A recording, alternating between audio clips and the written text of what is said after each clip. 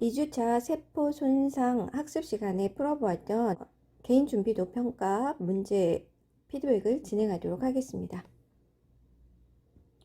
1번 문제입니다. 세포 손상, 셀 인저리의 가장 흔한 원인은 무엇인가를 묻는 질문이네요. 네, 정답은 하이폭시아, 저산소증입니다. 다른 답가지인 감염, 화상, 물리적 외력이나 화학약품 등도 세포 손상을 일으키지만 그 중에서도 저산소증, 하이폭시아는 세포 손상을 일으키는 가장 큰 원인이고 중요한 원인일 수 있습니다. 그리고 이런 상태가 해결되지 않고 지속된다면 세포는 괴사가 될 테고 질병으로 이어질 수 있습니다.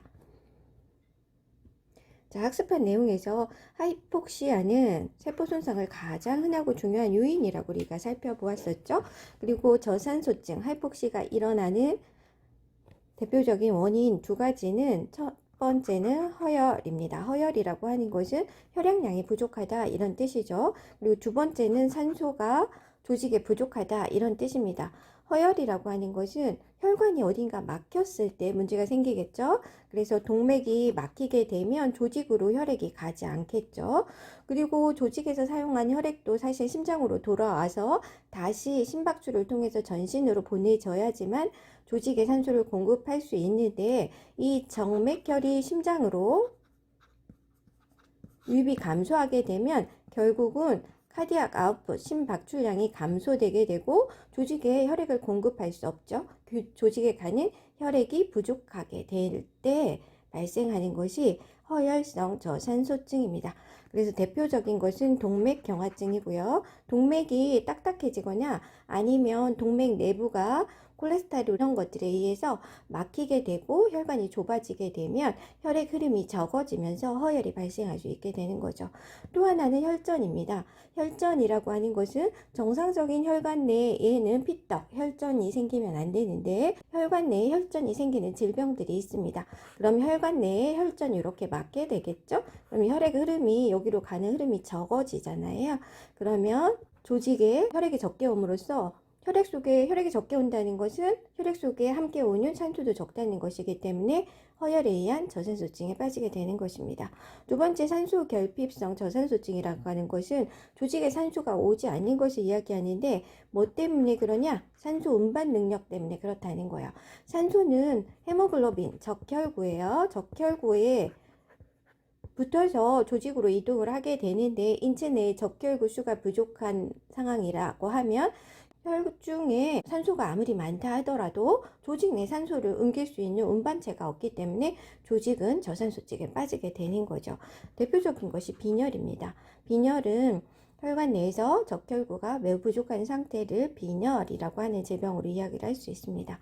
또 하나 대표적인 것은 일산화탄소 중독인데요. 여러분이 예전에는 연탄을 많이 쓸 때 연탄가스 중독으로 응급실에 오는 환자들이 많았는데요.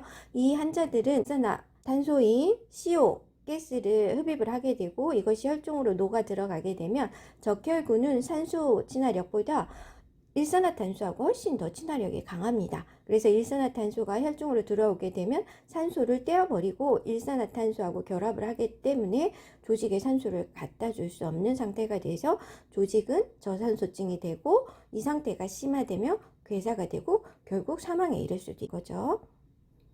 2번 문제입니다. 지속적인 스트레스에 대한 반응으로 세포 크기를 줄여서 적응하는 세포 적응 유형은 이라고 되어져 있습니다. 그러니까 우리가 스트레스에 대한 반응으로서 적응하는 것, 세포가 적응하는 그런 유형 5가지를 살펴보았었죠. 그런데 세포 크기를 줄인대요. 세포 크기가 줄어드는 것, 네, 아트로피죠. 위축. 자, 그래서 한글 용어하고 의학 용어 모두 다 학습을 해야 된다고 이야기를 했습니다. 저학년 때부터 이렇게 꾸준히 학습하는 것이 필요하다는 것 다시 한번 기억해 주시고요. 자, 첫 번째 하이퍼플레지아. 하이퍼 많다는 뜻이에요. 플레지아 형성이 세포 형성이 많이 된다. 그러면 어떻게 되겠어요? 네, 세포 크기가 커지겠죠.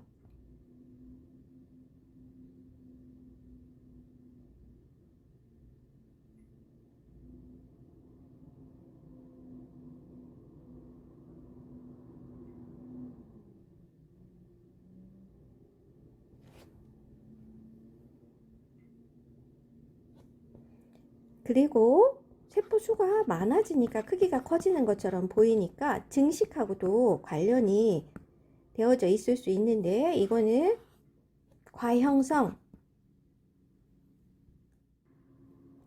2번 문제입니다. 지속적인 스트레스에 대한 반응으로 세포 크기를 줄여 적응하는 세포 적응 유형은, 자, 세포 크기가 줄어드는 적응 유형입니다. 우리가 세포 적응 유형 5가지를 살펴보았어요. 여기 답까지에 나오는데, 세포 크기를 줄이는 것 아트로피죠. 자, 발달이 A 없는 상태다, 이런 뜻이라는 용어였죠. 위축이라고 볼 수 있습니다. 자, 위축이 세포 크기가 줄어드는 현상이고요. 하이퍼플라지아, 하이퍼는 과다하다, 플라시아는 형성이니까 과다하게 형성되는 거기 때문에 세포 크기가 많아지는 것을 얘기를 할 수 있죠. 이것을 우리는 증식 또는 형성이 많이 일어나니까 과형성, 이렇게 이야기할 수 있습니다. 디스플라지아, 디스는 플라시아가 형성되는 것이 디스, 뭔가 문제가 생겼다라고 볼 수 있는 거죠. 그래서 이거는 이형성이라고 이야기를 합니다. 그러니까 다르게 형성되었다는 거예요. 그러니까 세포가 크기나 모양, 배열, 핵의 상태, 이런 것들이 정상적인 세포와 다르다라고 할 수 있고요. 이렇게 되는 경우에는 이 상태가 지속이 되면 세포가 정상과 굉장히 다른 세포가 만들어질 수 있죠. 그러면 이것은 암을 일으킬 수 있어요. 종양, 암의 전구 병변이 될 수 있다라고 볼 수 있습니다. 세 번째, 메타플라시아입니다. 메타플라시아는 화생이라는 거죠.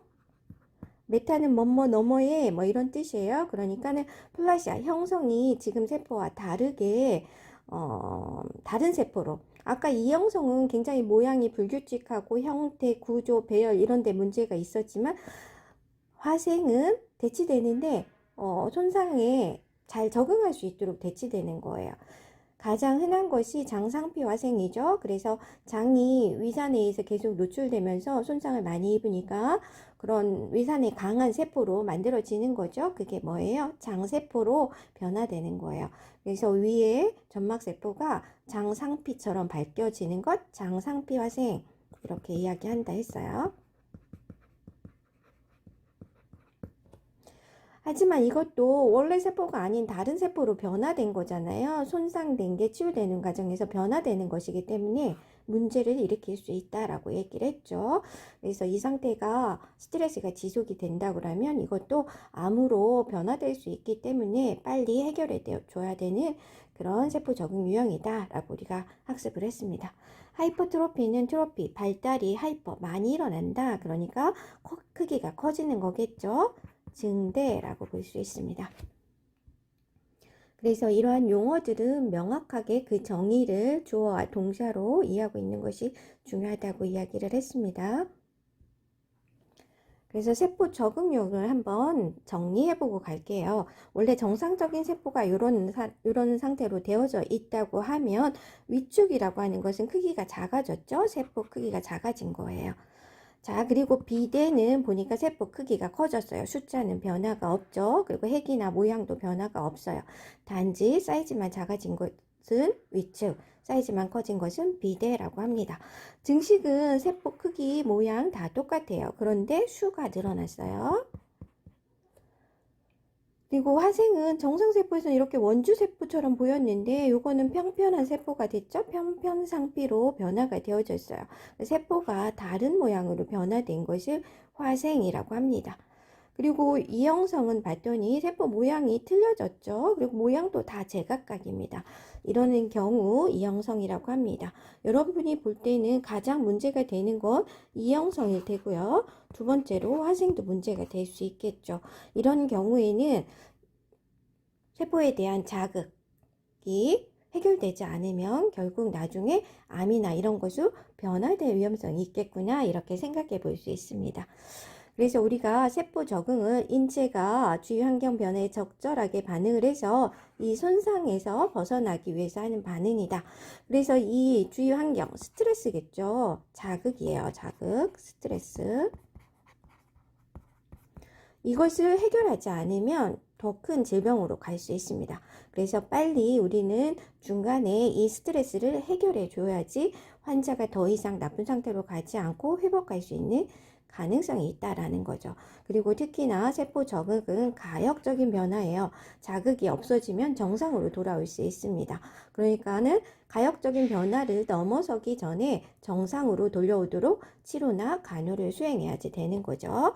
그래서 위축, 비대, 증식, 화생, 이용성 이 5가지를 여러분이 명확하게 기억하고 있어야 되겠습니다. 심장판막증, 고혈압, 만성 폐쇄성 폐질환 등에서 심장의 기능적 요구가 증가해서 작업과 계속 일을 많이 했다는 뜻이죠. 이런 것이 발생할 때 일어나는 세포 적응 유형은 무엇인가? 작업을 많이 하게 되면 만약에 여러분이 팔이라고 생각을 해봐봐요. 오른쪽 팔을 계속 쓴다. 그럼 오른쪽 팔이 왼쪽 팔보다 두꺼워지죠. 골격근이 커져서 그런 거죠. 이걸 뭐라 그래요? 작업비대라고 합니다. 대상성 비대. 대상한다라고 하는 건 보상, compensation이라고 하죠. 뭔가를 대신해서 한다는 뜻이에요. 그래서 예를 들어서 콩팥이 2개 있는데 어떤 사람이 콩팥이 문제가 생겨서 한쪽을 떼어놨습니다. 그러면 원래 2개가 하던 일을 콩팥 하나가 하게 되겠죠. 그럼 그 콩팥은 일을 많이 해야 되기 때문에 다른 없어진 콩팥을 대신해서 증식이 되고 기능을 항진시키게 될 거예요. 이런 것들을 대상성 비대라고 합니다.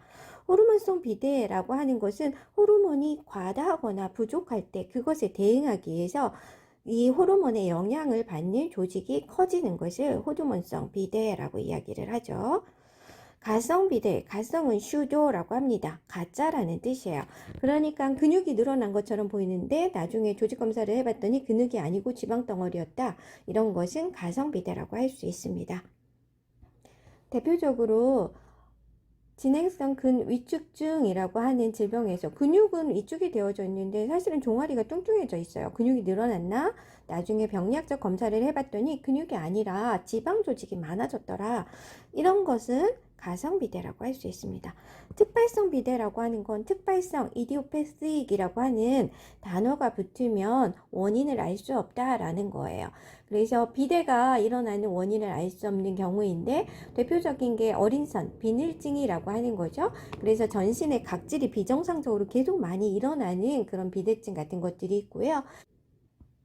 그래서 수업 중에 배운 비대, 하이퍼트로피를 다시 한번 정리해보면 세포 크기가 커지는 것이다 라고 볼 수 있습니다. 그래서 정상적인 세포에서 이렇게 크기만 커져서 겉에서 볼 때 크게 보이는 것을 비대라고 이야기를 합니다.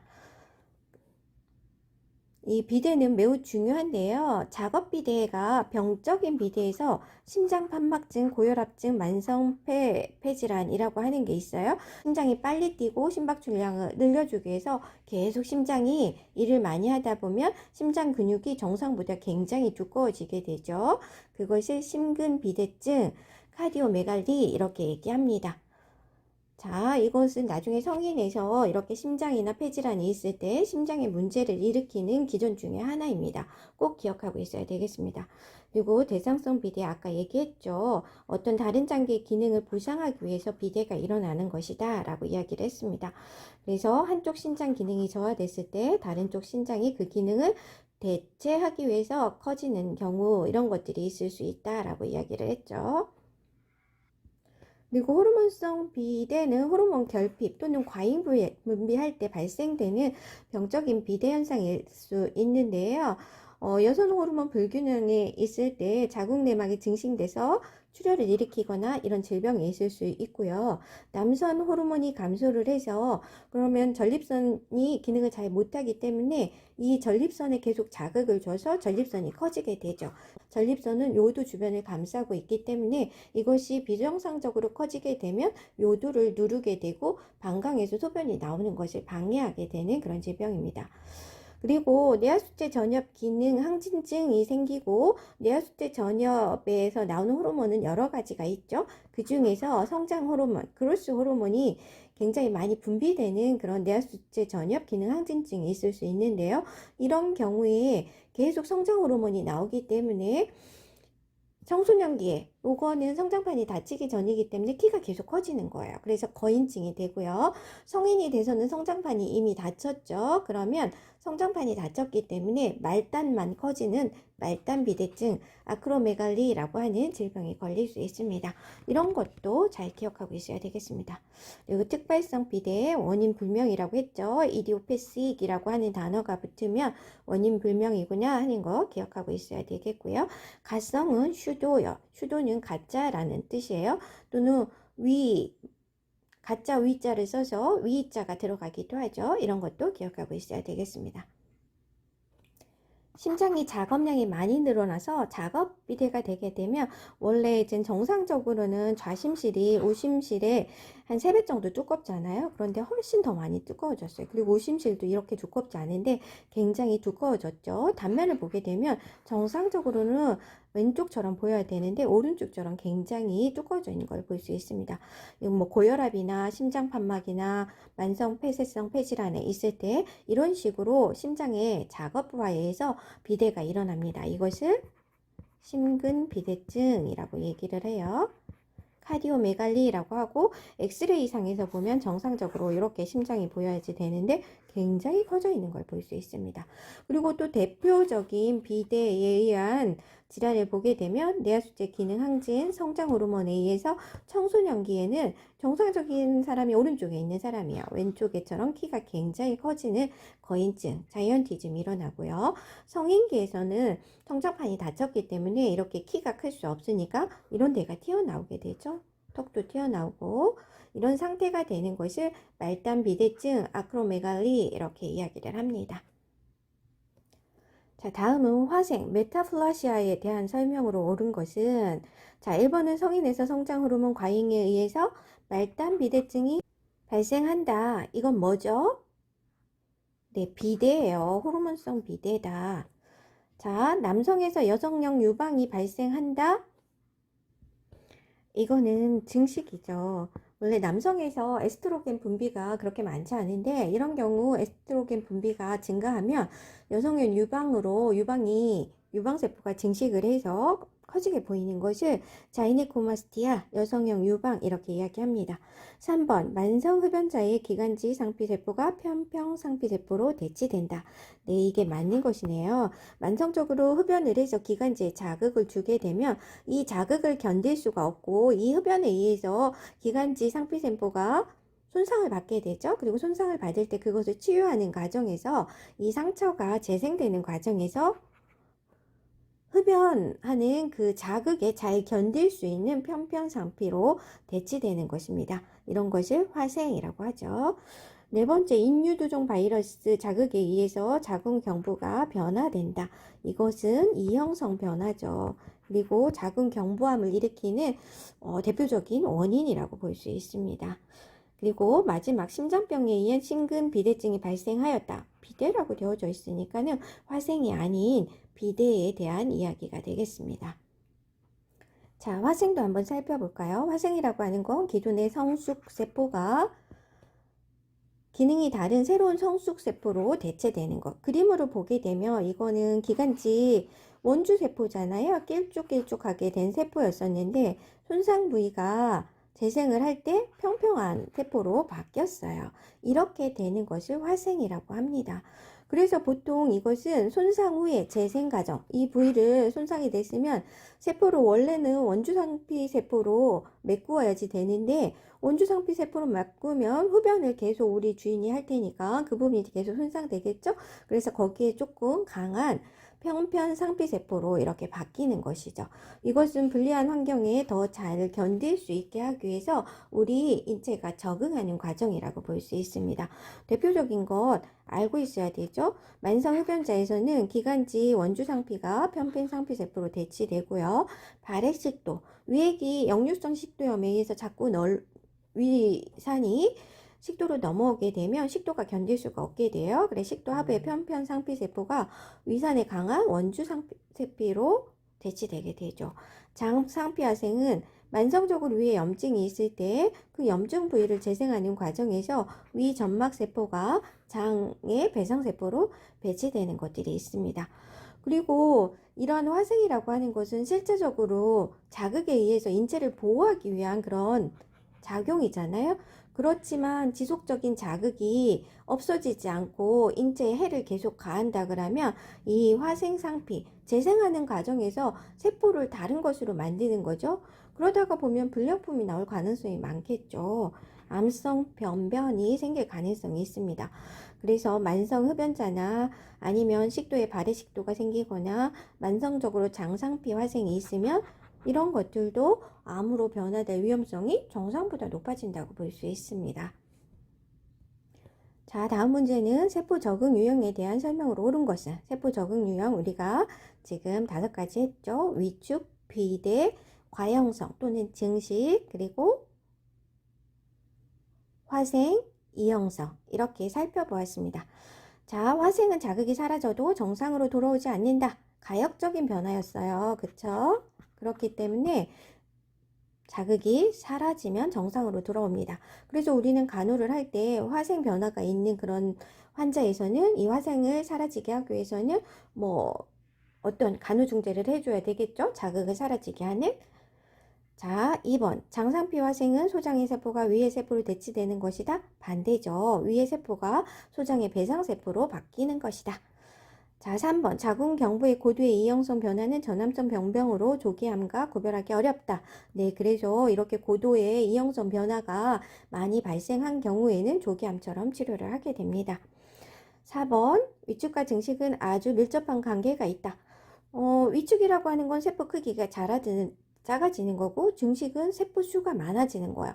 세포 수가 많아지면 어떻게 되겠어요? 커져 보이겠죠. 그렇기 때문에 증식은 비대와 관련이 있습니다. 자, 마지막 종창 변성은 세포 적응의 대표적인 유형으로 비가역적이다. 자, 종창과 변성은 세포 적응이 아니죠. 세포가 이미 손상된 상태예요. 그리고 비가역적이 아니죠. 가역적인 변화입니다. 그래서 종창과 변성이 일어났다 하더라도 자극이 사라지면 원래 정상적으로 돌아올 수 있는 가능성이 높다라고 우리가 살펴보았습니다.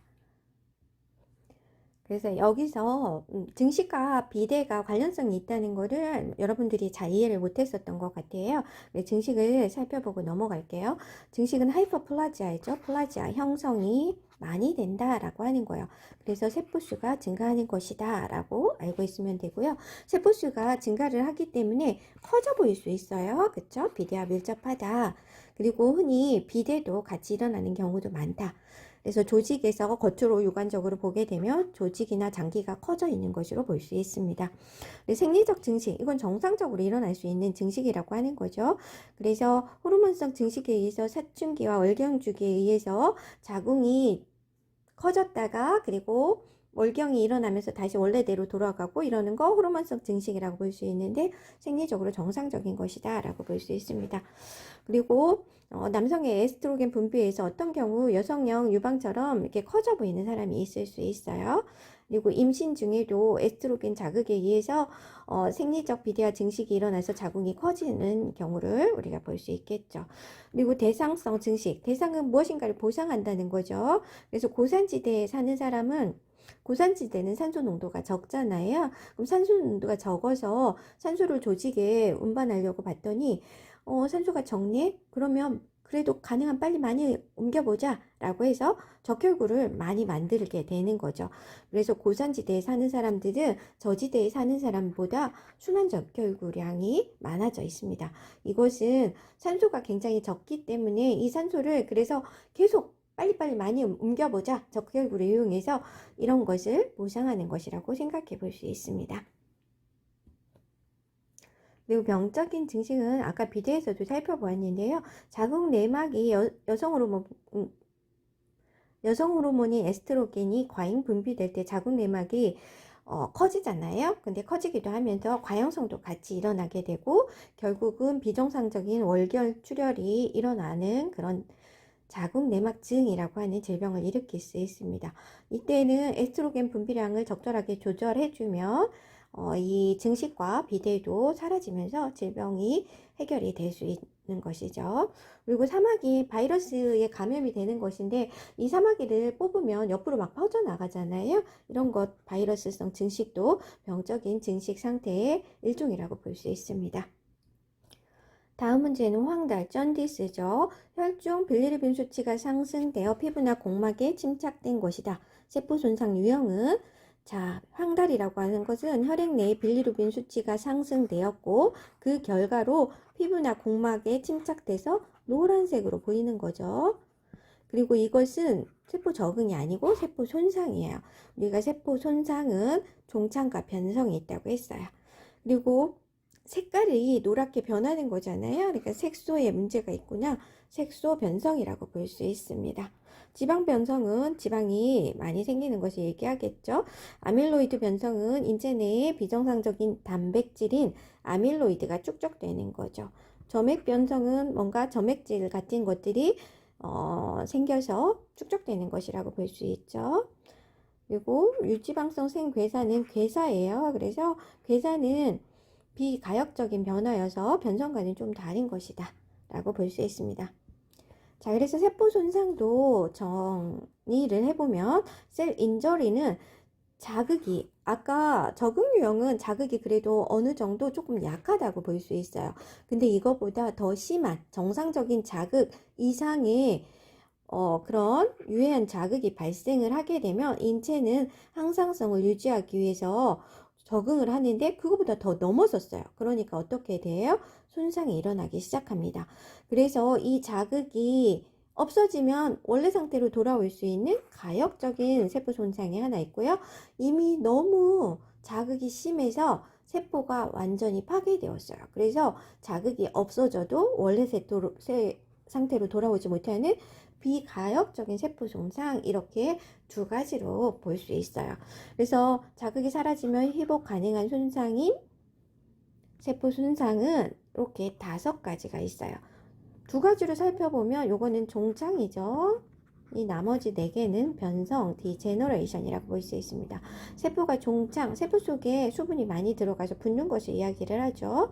그리고 지방, 점액, 아밀로이드, 색소 변성 이런 것들이 있습니다. 그리고 이 상태가 더 심각해지거나 아니면 처음부터 굉장히 심한 자극이 오게 되면 세포는 회복 불가능한 손상을 입게 되는데 대표적인 것이 괴사입니다.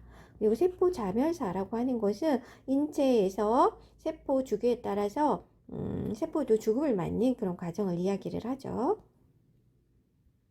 그래서 앞에 살펴본 것은 황달이었죠. 황달은 이런 식으로 보여져요. 그 공막이 하얀 부분이죠. 이 부분이 노랗게 보여지거나 피부색이 이렇게 노랗게 보여주죠. 이것은 빌리루빈이라는 생성된 색소가 침착돼서 그런 거예요. 빌리루빈은 비장에서 적혈구가 파괴되었을 때 생성이 되는 거거든요. 간으로 이동해서 담즙 색소로 분비를 하게 되고요. 결국 이것은 십이장으로 나와서 대변의 색깔을 만들고 지방 소화하는 데 도움을 주는 그런 것이라고 볼 수 있습니다. 정상적으로 어느 정도 농도는 우리 몸에서 적혈구가 세포 자멸사나 이런 것에 의해서 파괴될 때 만들어지는데 이게 뭔가 문제가 생겨서 굉장히 많이 만들어져서 결국은 혈중을 넘어서서 피부에 침착이 되는 것이다 라고 볼 수 있습니다. 네, 황당이라는 징후라고 볼 수 있는데요. 혈청에 있는 빌리루빈 수치가 2.0mg/dl를 초과하는 경우에 황달 증상이 나타날 수 있습니다. 황달의 원인은 3가지가 있어요. 이거 굉장히 중요해요. 나중에 소화기계 질병을 배울 때 알고 있어야 되는 거예요. 그리고 빌리루빈이라고 하는 것은 적혈구가 깨져서 만들어지는 색소라고 얘기를 했잖아요. 그리고 그것은 간으로 와서 담즙 색소로 만들어진다고 했어요. 그래서 첫 번째로 적혈구가 많이 깨지면 빌리루빈이 많이 만들어지겠죠. 그래서 적혈구가 많이 깨지는 것을 용혈이라고 해요. 그래서 이것을 헤몰라이틱 존디스라고 이야기를 합니다. 이것은 용혈로 인해서 간세포의 처리 능력을 초과하는 다량의 빌리루빈이 형성이 될 때 만들어지는 거예요. 적혈구가 많이 깨지는 것이다. 두 번째는 이렇게 만들어진 적혈구가 깨져서 이 색소가 간에서 담즙 색소로 만들어져야지 되는데 간세포에 문제가 있어요. 간에 질병이 있을 때겠죠. 이러는 경우는 담즙색소로 만들어서 분비를 해야 되는데 그러지 못하고 혈중에 계속 빌루르빈이 많이 있게 되는 거죠. 그래서 넘쳐서 또 황달을 일으키게 된다. 대표적인 질병이 바이러스성 간염이나 간염, 간경화, 간암 같이 간세포에 문제가 있어서 이 빌리루빈을 담즙세포로 못 만들게 되면 황달이 발생을 하는 거죠. 또 하나는 잘 만들었어요. 그랬는데 이것을 담즙으로 만들고 십이지장으로 내보내야지 되는데 이 내보내는 길에 문제가 있으면 또 혈중으로 넘쳐 흐르겠죠. 그것을 폐색성 obstructive jaundice라고 합니다. 그래서 담석이나 담간암, 담도암 이런 거에서 담도가 막히거나 또 선천적으로 담도가 폐색된 질환을 가지고 태어나는 신생아들이 있을 수 있는데요. 이러는 경우에 황달이 발생하는 것을 폐색성 황달 이렇게 이야기를 합니다. 그래서 이렇게 폐색성 황달일 경우에는 담즙이 십이장으로 나가서 대변 색깔을 만들기도 한다고 그랬죠. 그랬는데 대변 색깔을 만들지 못해서 회색변을 만들기도 하고요. 지방의 소화흡수에도 문제를 일으키기 때문에 지방이 섞여져 있는 그런 변을 볼 수도 있습니다. 다음 문제는 결핵, 매독과 같은 질병에서 흔히 관찰 가능한 괴사로 응고와 액화괴사가 혼합된 형태는 비가역적인 손상인 괴사에 대한 내용이네요. 그러니까 여기는 이미 세포들이 죽어버렸다는 거죠. 괴사라는 것은 응고, 딱딱해지고 액화, 물처럼 무엇인가 있다라는 거죠. 이런 괴사가 혼합된 형태는 결핵과 매독 같은 경우에서 많이 생긴다는 거네요. 이런 식으로 내용을 이해하면 되겠고요.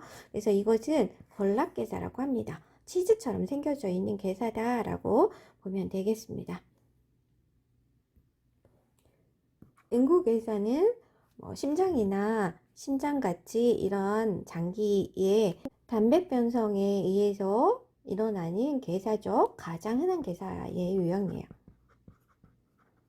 액화괴사는 이제 물 같은 것이 생겨서 생기는 거죠. 반유동성 조직에서 생기기 때문에 인체의 반유동성 조직, 뇌 같은 것이죠. 뇌에서 뇌경색에서 그 부위가 죽어버린다 그러면 액화괴사 상태로 괴사가 일어난다 보면 되겠습니다. 유지방성 생괴사 같은 경우는 당뇨병하고 관계가 되어져 있다 그랬죠. 그래서 당뇨 있는 특히나 여성에서 정강이나 앞쪽 팔에 반짝거리면서 노란색 그리고 붉은빛이 도는 그런 플라크 같은 것이 형성되는 그런 피부질환이라고 볼 수 있습니다. 습성괴저라고 하는 것은 괴사된 부위에 세균 감염이 일어나면서 액화괴사의 형태로 부패가 일어나는 경우를 습성괴저, 웻 강그레인 이렇게 이야기를 한다고 했습니다. 그래서 이 괴사, 네크로시스라고 하는 것은 비가역적인 거죠. 자극이 사라져도 원래 세포로 돌아가지 못하는 그런 괴사라고 합니다. 응고괴사가 가장 흔하죠. 담백병성에 생기는 거고 심장과 신장에 많이 일어납니다. 액화괴사 같은 경우는 반유동성, 액화, 물처럼 변한다 이렇게 볼 수 있죠. 그래서 허혈성 뇌손상, 뇌경색이라고 합니다. 여기에서 많이 일어납니다. 그리고 걸락괴스는 치즈나 크림과 같은 모양을 가지고 있다고 하는 거예요. 그러니까 여러분 치즈나 크림을 생각해 보면 응고된 덩어리도 있으면서 물 같은 것도 있죠. 그래서 응고괴사와 액화괴사가 결합된 형태라고 볼 수 있고요. 결핵이나 매독의 육아 중에서 흔히 관찰되는 괴사다라고 알고 있으면 되겠습니다. 다음 문제는 비정상적 단백질이 생성되어 세포 사이에 침착되어 일어나는 세포 손상으로 뇌 침착 시 치매를 일으키기도 한다. 이것은 비정상적인 단백질 생성, 이거 보통 아밀로이드라고 한다 그랬죠. 그래서 이것에 의한 질병을 아밀로이드증, 아밀로이도시스 이렇게 이야기를 합니다. 그러니까 아밀로이드 변성이라고 볼 수 있고요. 뇌에 침착이 되면 치매를 일으키고 기억력 장애 이런 것들을 일으킵니다. 그래서 치매 환자의 뇌조직을 병리학적 검사를 해보게 되면 이 아밀로이드라고 하는 비정상적인 단백질이 많이 침착되어져 있는 것을 볼 수 있겠죠. 그리고 이 아밀로이드는 사실 뇌에도 침착이 되지만 인체 어떤 곳에라도 침착이 될 수 있어서 최근에 이런 아밀로이드 시스에 의한 질환들이 많이 증가하고 있는 것을 볼 수 있습니다. 세포 종창은 세포 내로 수분 성분이 많이 드러나서 세포가 뚱뚱하게 붓는 것을 이야기를 하죠. 보통은 세포막 투과성에 이상이 생겼을 때 세포 종창이 일어나게 되죠. 그리고 이것은 스트레스가 사라지면 정상으로 돌아옵니다. 그래서 가역적 손상이라고 볼 수 있어요. 지방병성은 이제 지방세포가 많이 쌓이는 것을 얘기하는데, 만약에 심근 같은 경우에 산소가 부족하다라고 하면 심근세포에 지방이 쌓여서 기능을 잘 못하도록 하게 되는데요. 이런 것들 지방병성이라고 볼 수 있고요. 이것보다 더 대표적인 것은 알코올을 남용하는 사람, 알코올성 간 지방간이 많이 생기는 것을 들어보았죠. 이런 것 지방병선에 의해서 그런 거다. 그러니까 간에서는 알코올에 의해서 지방병선이 많이 일어나고요. 그런데 최근에는 알코올보다 더 중요한 건 살이라고 하죠. 살. 왜냐하면 탄수화물이나 이렇게 칼로리를 과다하게 섭취했을 때 잉여되는 칼로리를 간의 지방으로 축적을 시켜서 문제가 생기죠. 이것도 굉장히 큰 질병이 될 수 있어요. 나중에 간경화, 간암까지도 진행될 수 있는 위험한 상태이다 라고 볼 수 있고요. 점액변성 같은 경우는 이 많이 분비되는 세포인 호흡기나 소화기계 상피세포가 점액을 많이 분비하는데요. 그런 부분에서 변화에 의해서 일어날 수 있습니다. 그래서 위에 인한세포암 같은 것도 점액이 많이 생겨가지고서는 눌리게 되면서 발생을 할 수 있고요.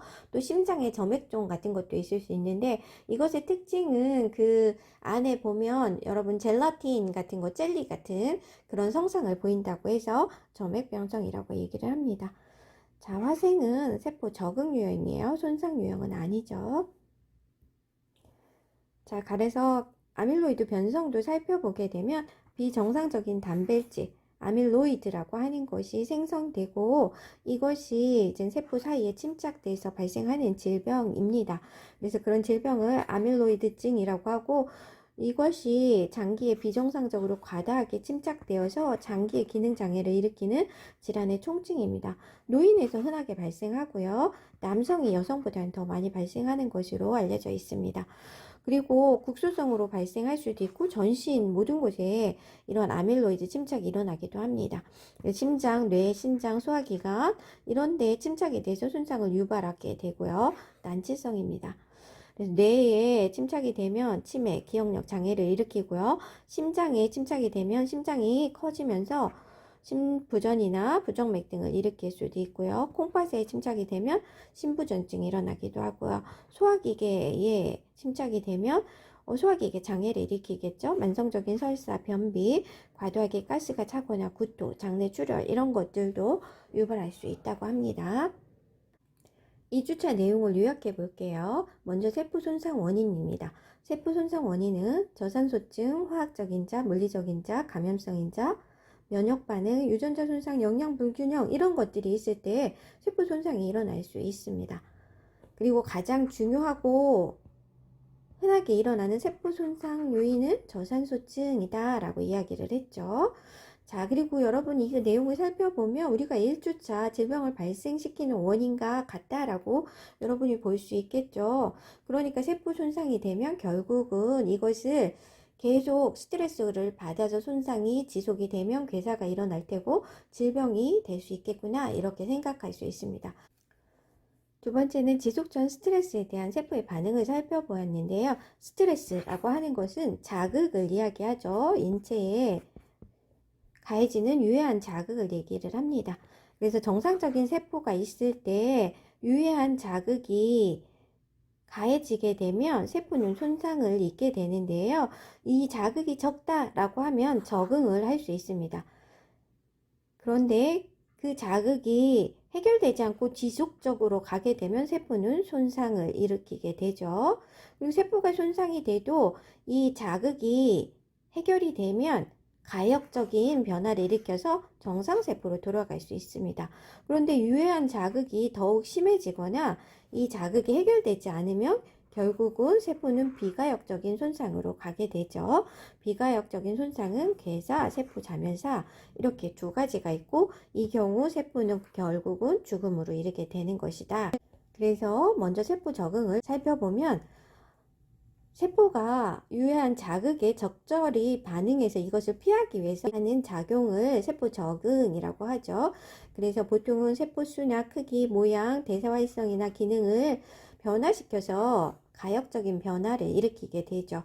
그래서 자극을 없애주면 정상 상태로 돌아갈 수 있다. 이것이 우리가 앞에 살펴보았습니다. 위축, 비대, 증식, 화생, 이형성이 있다고 하였습니다. 다음으로 세포 적응을 했음에도 불구하고 계속 유해한 자극이 오거나 더 심한 자극일 때는 세포는 손상되게 됩니다. 그래서 이 세포 손상이라고 하는 것은 인체가 항상성을 유지하는 것, 적응은 항상성을 유지하기 위해서 하는 거죠. 그런데 그것을 넘어서는 자극이 지속될 때 세포 손상은 일어나게 되고요. 그리고 이 자극을 없앴을 때 정상적으로 회복 가능한 과학적인 세포 손상이 있고, 이 자극을 없애도 이미 손상이 너무 진행이 되어서 회복 불가능한 비가역적인 세포 손상이 있다. 그래서 가역적인 손상의 첫 번째는 종상이고 두 번째는 변성이 있다고 이야기를 했죠. 세포 종창은 세포막에 보통 변화에 의해서 생기죠. 그래서 여러분이 화상을 입었다 그랬더니 수포가 생겼어요. 이런 거 세포 종창 변화라고 볼 수 있다고 이야기를 했습니다. 변성에는 지방 변성, 점액 변성, 아밀로이드, 색소 변성 이런 것들이 있다 하였습니다. 비가역적인 손상에서는 네크로시스가 있고요. 이 부분에 개사단 부위에서 수분이 빠지게 되면 건성개저가 되고요.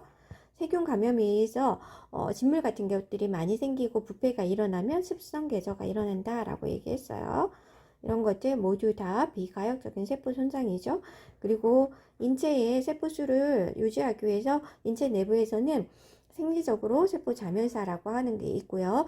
또는 종양세포나 아니면 바이러스에 감염돼서 손상된 세포들도 해결하는 세포 자멸사 프로그램이 있다라고 이야기를 하였습니다. 자, 여기까지가 2주차 세포 적응과 세포 손상에 대한 내용이었습니다. 수고 많았습니다.